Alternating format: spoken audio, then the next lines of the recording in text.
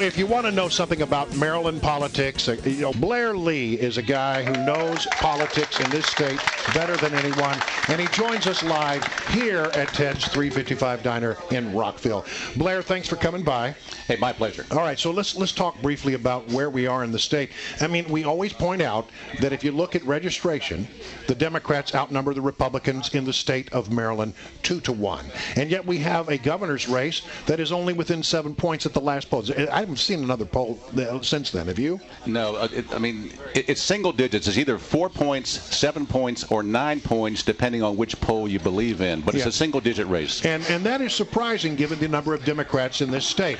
So obviously something is going on. What is it? You have to realize that Democrats make up 55% of the registered voters in this state. So Larry Hogan or any Republican can't win. If he gets every Republican, every independent, every libertarian, every Green Party, he still comes up short in this election in this state. You got to get Democrats to win in Maryland if you're a Republican. Larry Hogan is getting Democrats to come across and vote for him because of a single issue: taxes. It's all about taxes. All right, so let's talk about it. What is driving? But the taxes is driving it. But I mean, what are people saying about taxes? What they're saying is taxes are too high. Look, the key to me is this, okay? In 2010, the election in Maryland was between Bob Ehrlich trying to do a comeback against Martin O'Malley, and Bob Ehrlich got blown away by 14 points in 2010. That was a Republican year nationally. It was the Tea Party rebellion against Obamacare, against the bailouts, against the stimulus, against the skyrocketing debt. And yet Maryland was completely bypassed by the Tea Party rebellion. The Democrats that won that year said, oh, the message from the voters is we don't mind taxes. They had passed the highest taxes in the state history of 3 years before that, and they were not punished at the polls. Democrats went ahead and kept on raising taxes: rain tax, gas tax, income tax, alcohol tax, and all the rest, and now I think they're being punished. Blair Lee, let me ask you about Anthony Brown is starting to amp up his advertising. It's popping up on my pop-up ads now on my browser. I get a little picture of Anthony Brown, and all he wants to talk about is guns. All he wants to talk about is abortion. And you just said what people care about right now is taxes. Larry Hogan is going to have to fight against these charges about what Anthony Brown is saying about him. What's his best argument to make? Well, what's interesting is if you watch the debates, and I've watched both debates so far, it's really interesting because every time Anthony Brown says, I want to make this the best state in the nation for business, or I want to stop raising taxes, Larry Hogan turns to Brown and says, well, you've been in office for 8 years. Why didn't you do that when you were in office? And frankly, Brown has no answer. So the answer is change the subject. We're going to change abortion, gun control, gay marriage, whatever it is. They're going to make social issues and try and make that the narrative because they can't really debate on the battleground of taxes and the economy. But last time I checked the Constitution of the state of Maryland, the governor is in fact not a dictator. I mean, is it true that Larry Hogan can come in and ban abortion the second he becomes the governor, or is there perhaps some delegates in Annapolis that might have something to say about it? I guarantee you, after this election's over, we're going to have a Democratic legislature. Okay,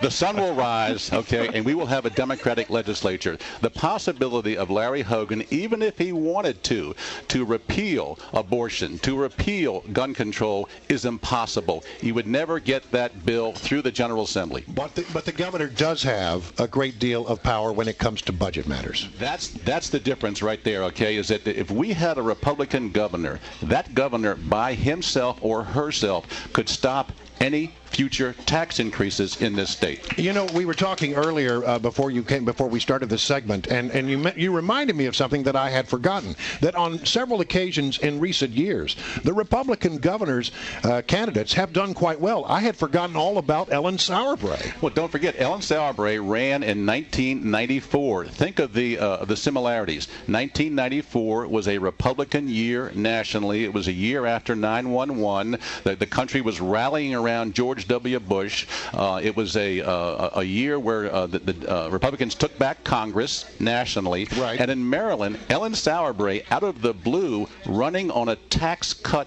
platform came within 5,900 votes of beating Paris Glendening with 1.5 million votes cast. She came that close.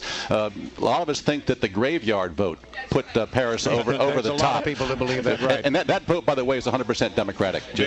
Very big with those 6 feet under. All right, Blair Lee, there is actually a breaking story in the Maryland gubernatorial race just this morning. Let's play a little audio here. This is one of Anthony Brown's latest very expensive television ads. Go, Mike. When I found out Larry Hogan's record on guns, like refusing to support a ban on high-capacity magazines, and his refusal to support common-sense background checks, would make my job more dangerous. That was it for me. It just doesn't make any sense.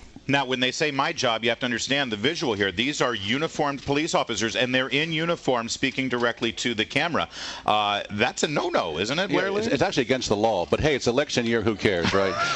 And he's a Democrat in Maryland. Who in the state is going to challenge him on it? I'm sure there'll be an investigation after the election, the same way the investigation and they'll say, oh, you shouldn't have done that. Well, I mean, look at what the Assembly did. The investigation into the to the fiasco in Maryland over the Obamacare website has been put off till after the election. We'll find out after November 4th who's to blame. Yeah. But don't forget, we have Halloween coming up, so the Democrats and the media have decided to scare us into voting for Anthony Brown against Larry Hogan. He's scary. He's a goblin. He's going to take away all your social values, blah, blah, blah. One other question, Blair Lee, and this is sort of, it's hard to put a finger on it, but it's the intangibles. I mean, Dan Bongino was just here. He talked about the fact that he has knocked, his campaign has knocked down over 60,000 doors already. You see this room here. I mean, we're in Rockville, the belly of the Montgomery County beast. I don't think there's one elected Republican in this county, but the energy in the room, you saw what happened when Larry Hogan came in. There does seem to be a little bit of a mini momentum going on with the GOP in this state. Hey, the Gazette newspaper in Montgomery County endorsed Larry Hogan this week.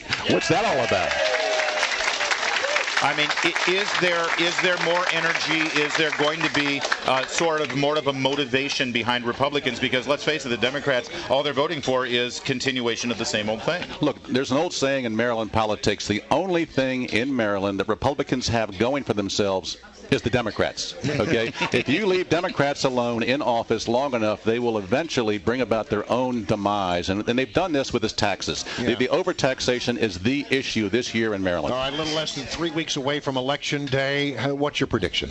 It's going to be real tight. It's going to be either like 1994, where Ellen Sauerbrey came within 6,000 votes and scared the Democrats into cutting taxes a year later, or it's going to be 2002, where Bob Ehrlich actually won because in both those elections, the Democrat carried Montgomery, Prince George's, and Baltimore City, and that's all they carried. The question is going to be turnout, and the real question is going to be whether or not African Americans turn out to elect the first African American governor. Is that going to be the swing vote, or all the people who are ticked off about taxes and the economy? And where should we watch on election night for those 6 foot under votes? Baltimore City has a tremendous turnout when it comes to the graveyard vote, and most of them vote late. Isn't that interesting? Yeah.